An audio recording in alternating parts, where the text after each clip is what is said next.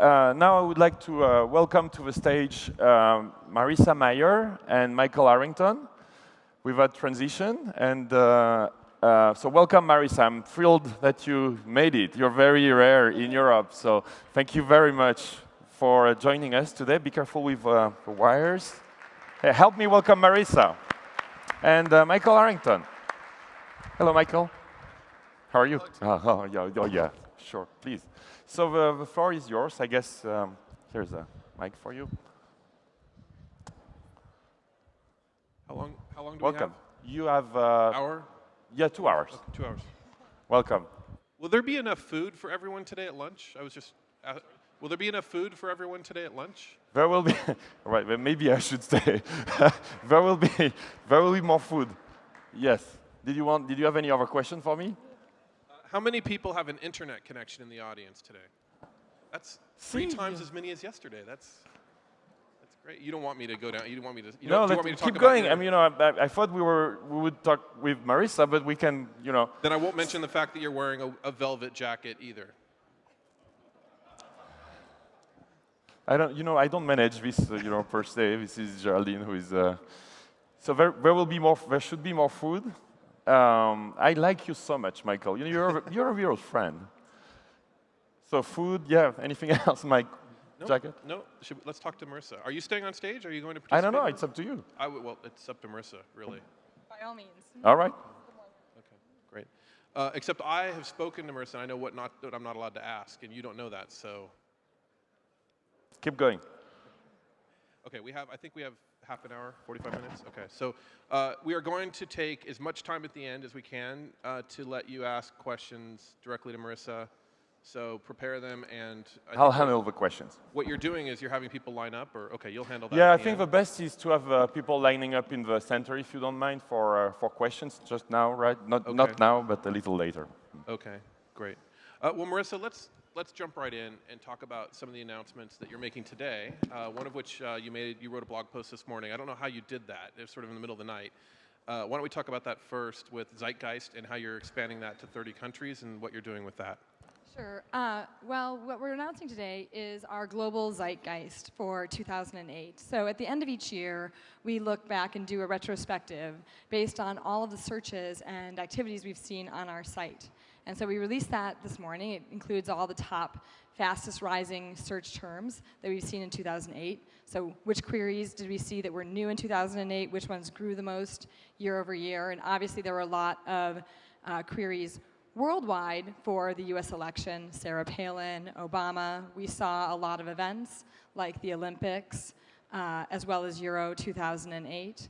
And then there was also a lot of activity around social networks, not surprising. So Facebook, 20 in Spain, Naza Klaza in Poland, Ven Kent Ver in Germany. We're all in the top global search terms. So there's a lot of really interesting trends. And then, of course, tying in with the conference theme, the question, what is love, was the most asked question worldwide. And is also the word love is one of our most translated words on our translation site.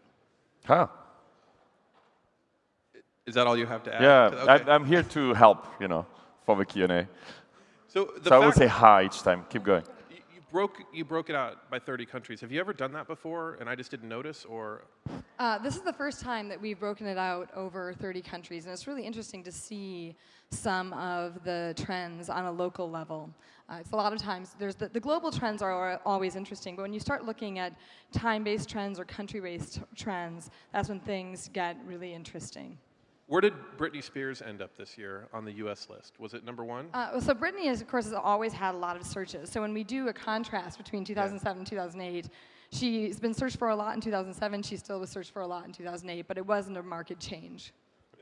The second product, I don't think you've announced yet. So get ready, we're announcing a new product. I think you can consider it. Did my mic get, oh, there we go. Around iGoogle and causes. Tell us about that.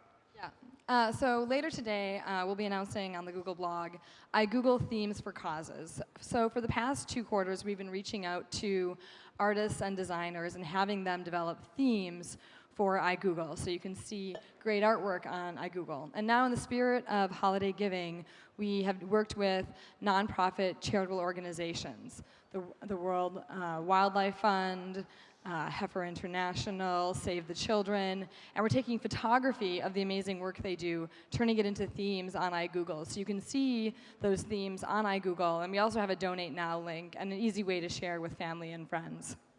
And is that live now, or will be live later today? That'll be live later today. And how do you add it? You go to iGoogle Gadgets and it's there? Okay. If you go to the iGoogle Themes directory, you'll see a link of themes for causes. We'll also be running a promotional link on the Google homepage to drive people to more information about it. All right. Let's talk about the Chrome browser for a minute. How many people in the audience have tried out Google Chrome? So none of those people are Mac users. How many of you are using it now as your default browser? Oh, that's a good question. I wish there were more hands up for that. What is Chrome's global market share? We haven't actually gauged market share because it's very new. We have millions of Chrome users, and obviously we hope to have more. The big priorities for Chrome right now are really getting out of beta, because it's a downloadable client piece of software. We want to move it out of beta, ideally sometime yet this year, and hopefully that will happen very soon, as well as bringing out our Linux and Mac versions of the browser.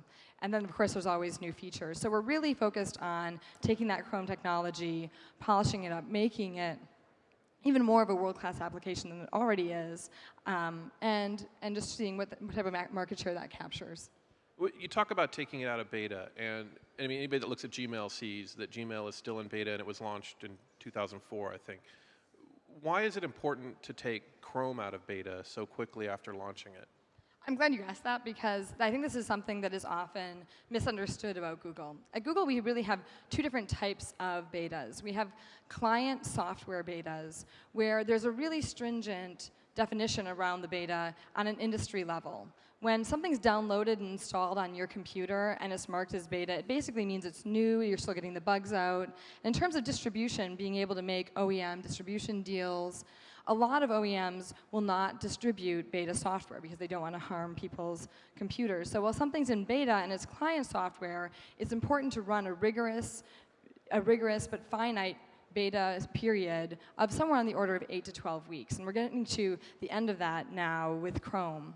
When something is server-side, say like Gmail or even Google Web Search when we first came out, is a little less defined in terms of what it means in terms of beta. So there, we're willing to really keep the beta sign there as long as we feel that there's still important advances that need to happen. Okay, and so you're saying it coming out of beta is imminent. Does that mean this year? Does it mean this week? When exactly are we talking? Well, I can't say specifically, but it's going to happen very, very soon. Very, very soon, as opposed to soon. Okay. So it could be today. Probably not. Probably not today, but soon. So you're saying, all right, tomorrow? Okay, so I'd like to talk about SearchWiki, this new abomination that appeared on my Google search screen a few weeks ago. And I know you've been testing it all summer because readers were sending in the screenshots. And then suddenly it was just there. And everybody knows what Google SearchWiki is. If you don't, you just go to Google and look for the really ugly stuff that's next to the search results, and then all the spam comments that'll fall down beneath that. What in the world are you thinking there, and why? Well, let's start with that. Well, to start off with, it's just 3 little icons. You really shouldn't get quite so worked up about it.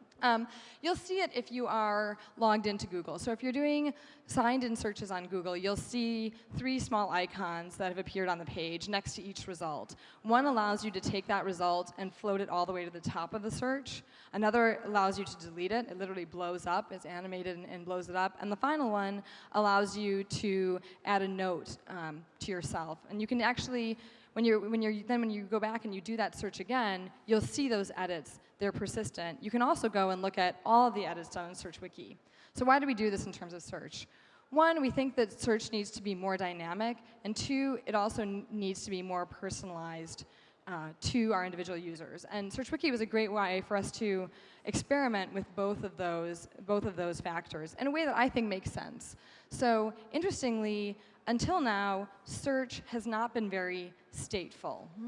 Basically, you would do a search, and if you did that search again tomorrow, we don't know that you did that search yesterday. We don't know that you thought result number 3 was better than result number 1. We don't know that you had, mentally discarded result number 5 as irrelevant. So when you do that search again, you lose all of that context. And SearchWiki is really a way of making search stateful over time, so you can pick up where you left off. And you might say, well, how useful is that? But it turns out about 40% of searches from a given user are repeated searches. These are searches that person has done before and probably will do again. And because that makes up such a large fraction of searches, we think it does make sense to allow people to take notes. So if you imagine, for example, putting together a vacation or doing an in-depth piece of research, you may actually do a few queries in a row, and you might want to be able to keep track of, this result wasn't very good, this one really helped me. This is an example of a really great activity I could do, those types of things. What about giving people an option to opt out once they've accidentally opted in? Is that something that's possibly coming? I think that it sounds like it's not. I think that it's likely that we will allow people to toggle the modes on and off, so you can see it with icons or without. I think that the default will be on because we want to fuel participation. We want people to try out these dynamic features. I think that a lot of times what happens, we notice on the search interface, because you use it every day, even small changes get a really big reaction, where sometimes if you use them for, say, a week or a month, you get really used to them, and you find out that they're more useful than you thought at first. So we're likely to keep SearchWiki on by default from the beginning, but that said, I think it does make sense for people to be able to toggle it on or off. When will that toggle be live? Soon or very soon? I think that it will. I think that it will likely happen sometime in the beginning of next year. Okay. All right. One question about SearchWiki and the data you gather. Your explanation for why it's good was about the user experience, which I think is reasonable. All of that aggregate data that you're gathering about what people are doing with the search results, let me rephrase this. How are you using that to improve Google search results for everyone? Right now, the edits that come in through SearchWiki are not used in our overall search ranking. When we launched SearchWiki, for us, it was really a grand experiment. We didn't know what people would do. We didn't know if they would float a lot of results to the top, blow up a lot of results, have a lot of comments. We didn't really know what type of edits people would want to make to the search page. Now that we have a little bit better sense of it, because we've seen millions of edits, I do think that there's a possibility of us looking in aggregate when we see really large signals. 1,000 people all deleted this result from this search. Those will start to become signals that could be used in search, but as of today, we aren't pursuing that. Okay. Let's talk about Google search in general. Let's sort of blow this up a little bit. You have 60-something% market share according to ComScore. I think that most people, when they think of search today, they think of Google. It's becoming a verb, for instance, in movies. Let's put that aside for a second. A few months ago, you wrote a blog. I'm sorry. You were quoted by the LA Times as saying that, and I think you were misquoted, but saying that search 90% of the work is done, and that there's sort of 10% left. And I jumped all over that. It sort of didn't sound like something you'd say. Even if you thought it, it'd be weird to say it. Because search, while Google is great, is still horrible from my perspective. You clarified your point, saying, yeah, well, the first 90% was super easy, and all the real work is in that last 10%.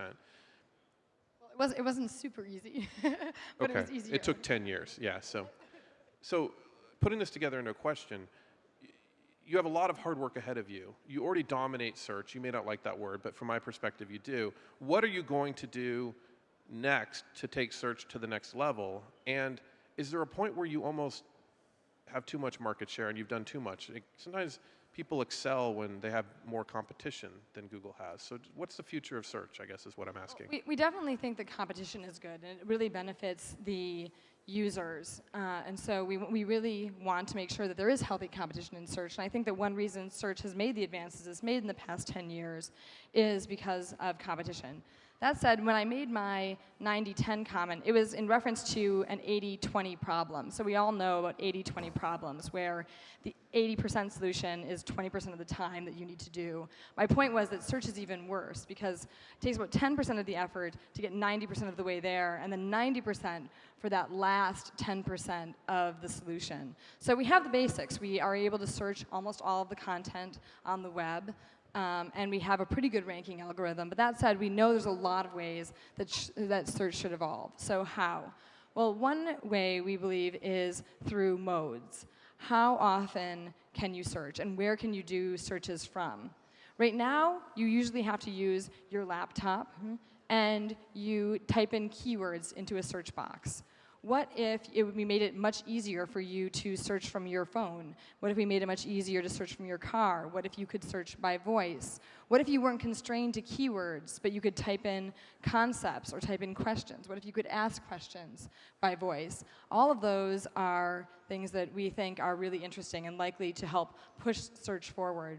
I also think that introducing new media into the search results, trying to think of it less as 10 URLs that answer your question, and more as all of the different types of answers that you get introduced into your search results page. Today, about a quarter of Google search results pages incorporate a different type of media. Images, video, news, local, books, blogs, right onto the search results page. But we know in the end, almost all search pages should have some amount of additional and alternative media in it, because we really want to stitch together the best answer for our users, not just the best 10 URLs. If you allow me to jump just on this one, Marissa, when do you think we'll have good video search? Because you have YouTube, and I know you've done some experiment there to have voice to text and then search in videos, but do you think we'll have like a real video search engine soon? Well, I think there's two ways to approach video search. One is from a textual standpoint, which you can do with tags, or you can do speech to text, where you basically extract transcripts out of the videos using speech to text. The other is through actual image recognition. Oh, so face recognition? Right, and so how obviously, far away are we from that? If I had to take a guess, I actually think that speech to text is further along and more likely to have the initial breakthrough that moves video search forward than visual recognition. Because the visual recognition problem is only getting harder. There are definitely people in academia who have studied this, and there's been some early results that show that as many as 1 million people can be recognized in, say, film reels, right? So a computer can learn what Cindy Crawford looks like and then pick up that face in all the different frames and all the different newsreels. That problem's getting harder because of things like YouTube. Because now it's not the case that there are 100,000 or 1 million celebrities in videos. There's now 1 billion different people and faces that can appear in videos, and lookalikes and similarities between people become that much more prevalent as you see that scale up from 1 million to 1 billion. And so I actually think the visual recognition problem, because of some of the content creation explosion we're seeing on the web, is actually making the visual recognition harder, particularly for people. How far away are we? How far away are we from doing all the things you said, recognizing a human face as an individual, or even just Google recognizing that the Eiffel Tower is in a picture without added metadata tipping you off? Years? Decades? I would think that we would see good advances on these in the next 5 to 10 years. There's a lot of promising data, and as I said, it's a little bit hard because the problem, especially on image recognition, keeps changing. But that said, I think there's been promising enough results that we'll have a breakthrough in that area and get to at least the point where it's usable in search as we broadly offer it in the next 5 to 10 years. So you don't have like some secret search engine internally that you have that already does all this, and you're just holding it back from us for some reason? No? The conspiracy theories don't work? And I should go back to the future of search. So there's modes, there's media, and then there's also personalization. So we think that when you look at the winning search engine in 2020 and what traits it's likely to have, we think that one thing that will be true is it will understand more about you, the user. Maybe it'll understand your preferences, maybe it will just understand where you are, but it will understand a little bit more about you and be able to present more relevant information as a result.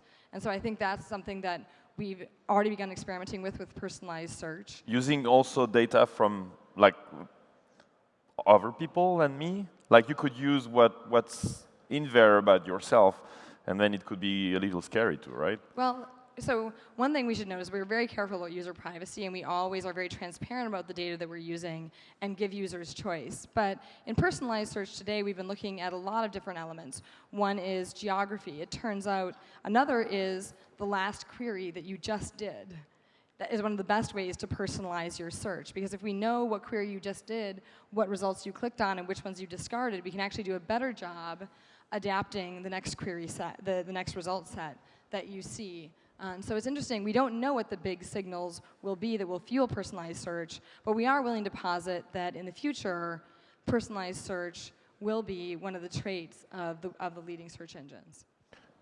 Before your next question, could we have someone holding a mic in the center between the two rows? And if you have questions for Marissa, please start lining up. But you should stay here with the mic, please. And obviously another part of personalization is the social aspect. We know that social searches happen all the time. You know, you're in Paris, you know, just landed here, where should you go to dinner? Is that play any good to see? What should you do? All those questions you might ask someone here at this conference are in fact social searches. And there's no way to do those social searches online. We really think that the virtual world mirrors the physical world, and that there will become ways of easily communicating with other users like you, people who are local, to try and get better recommendations through search. Have you seen the Mechanical Zoo startup? They have an aardvark product. Have you tried that out? I've What tried do you it out think a of little it? bit. I think, well, the Mechanical Zoo was actually started by several people from Google, and they have very good people. So there's some interesting ideas. I think that some of the visual aspects of the search engine are really nice, and I think it's going to be interesting to see where they go from here. I'm just saying, could you do a line? One after, yeah, great. Before we let... Thank you very much. Just one next to each other. Questions. Thank you. I have one more question before we jump into that. One of the other areas, I mean, you have a ton of products report into you, but local and geo is one of those. Can we talk just a second about local search? And before we came up on stage, you said that, I assume this is US, but 70% of disposable income is spent within 5 miles of the home, and yet there really is no local search product that works well. What are your thoughts there? Where is this going? We think that local search is one of the big opportunities in 2009, because all those statistics are true. Most of your disposable income is spent within 5 miles of your home. About 70%, some studies have shown. And if you think about it, there's no way the web really helps you do that. Think about some of the Christmas shopping you're doing. I know I've been doing a little bit of Christmas shopping, and if you try and wonder, hey, can I buy this locally somewhere where I can drive to, or do I need to buy it on the web, at which point in time it costs more because of shipping, it's worse for the environment because of shipping, right? You know, all of those elements, you know, e-commerce is great, but it doesn't really help you understand what can you buy locally, what are the services available locally. And we actually think that that's a big opportunity in terms of improving local search, and also in terms of providing an advertisement opportunity that's more locally focused for small businesses. Okay. Are you ready for some questions? Yeah, let's take the first question. Please introduce yourself. Hello, I'm Frédéric Tabarot. I own a blog about culture, and I'm wondering about data privacy around the world, and I would like to know how you're compromising between not being evil and the business, like in China. I know that in France, for example, all the Nazis' search are blocked. How do you compromise, and what is the policy of Google about that? Okay, well, there are two key questions in what you talked about. One is privacy, and we take privacy at Google very seriously, because building our users' trust is one way that we've won as many users as we have, and so we really value it. And we think that the best privacy principles online are transparency, letting people know what information we have and how we're using it, which is why we have products like Web History, where you can see that record of searches done and results clicked on, and also choice. So you can decide whether or not you want to participate at all. If you are participating, you have control over the elements, over what elements are used. So you can go in and say, and delete, for example, the fact that you even did a search, or the fact that you clicked on a particular result. And in terms of some of the policies around China and France, there what we're doing is we want to provide our service. We think that providing our service is a really important end user benefit. And when we look at policies, say in China, really what we see is that there are two types of strategies. There's engagement and there's estrangement. We can go in and participate and try and build a business in China, or we can estrange ourselves. And we actually think that a greater good comes out of engaging in China, providing search to end users, and doing what we need to do in order to be legally compliant and allow that to happen and provide a great user experience. But that said, this is a constant debate that we have at Google as we look at exactly how those services are evolving. Thank you. Can we have the next question, please? Good morning. Yep, just talk. Oh, just talk. Okay. Good morning. I'm Ana Maria Llopis. I'm the CEO of a new site in Spain, ideasforall.com. I was just asking, I have sometimes put some ideas that I thought for improvement of Google. I don't know what happened with those ideas. I would like to ask you, how do you handle that? And one idea, for instance, that I put maybe 2 or 3 years ago that I still haven't seen, on the site of Google, and I have iGoogle, I'm a Googler, I have Gmail, everything, okay? So I'm a real fan of Google. But it's when you do a search, the temporary conditions of a bracket, they don't work very well. If you say, I want to look at, I don't know, Facebook, everything that's for 2008, and I don't want to see what was 2006 or 2007, it doesn't work very well. Can you ask a question? Yes. When are we going to have a temporary, be able to search on a temporary basis with dates? And second, what do you do with the ideas that people give you? Thank you. Well, with dates, we think this is something that's really important. But interestingly, there's a lot of different notions of time. So for example, there's when something was first published on the web. There's the dates that it references in the item. There's also when the last modifications were made. And we think now that we've actually teased these different notions of date apart, we have some algorithms that help us identify these dates as they pertain to each page. And I actually think that in 2009, you'll start to see some of the first temporal searches, where you can actually do time-based searches along those different notions of time. And in terms of ideas that come in from users, we really pride ourselves on innovating. And we think that some of the best ideas come from our users, either through explicit suggestions on blogs, or through emails, or through behavior. It's interesting, when you look at our global Zeitgeist, one thing that you'll see is that a lot of users are searching for destinations. They're literally doing navigational queries. They want to know how to get to Facebook. They want to know how to get to YouTube. And our observation there was we actually think that part of this comes from browser confusion. People sometimes type into the URL bar what they meant to search for, and sometimes they type into, say, a toolbar or a Chrome search box where they meant to go in terms of a URL, and it was that observation that caused us to roll out what we call the Omni box in Chrome, where we just have one box and it sorts through, did you type in a URL or did you type in a search? But the decision to do Omnibox was actually based on an observation of user data from Zeitgeist, like we released this morning. How many times a day does somebody type the word Google into the Google search box? Too many times. Is it thousands, tens of thousands of times a day? I mean, I would guess it would probably be tens of thousands of times a day. But you never really know. Sometimes they're looking for information about Google. They might be looking for the stock price on Google. There could be any number of reasons why that's occurring. But we do see it more than you'd expect. Next question, please. Can you introduce yourself? And hold the mic tight, close to your mouth, please. Yeah. This is actually dedicated to the seed camper. So this is Christopher from Scred. I tried your Google search application for the iPhone, right? Unfortunately, as you probably know, it just does not work with my accent. And that's something that actually some people find kind of offending, that you have to talk like an American to get it to work. Is that something that you're going to be looking at in the near future, like very soon? Sure. Well, definitely speech-to-text, one of the big hurdles is getting enough samples of the way different people say different words that you can actually still do good speech-to-text, which is what's happening inside of that voice search, and make it work well. So the more people who use it, the more samples we have, the more we can train, and the better the speech model will get over time. So part of it is that we just need to have a data set large enough to train off of, and then I think once we have that data set, we'll be able to roll it out and make it more international and less sensitive to accents. Okay, we have time for one last question, unless you have more questions, Michael, yourself? I've asked everything I'm allowed to ask, so. I think you're employee number 7. No? I was early. I was in the first 20 or so. First one, employee number one. The question is a management question. How did you help the company scale to such a scale, globally and product-wise? You're widely known to be picking your own teams and to have interviewed most of the top first employees of Google. So how do you pick people? How do you manage people under extreme pressure of growing globally like you did in the last 10 years?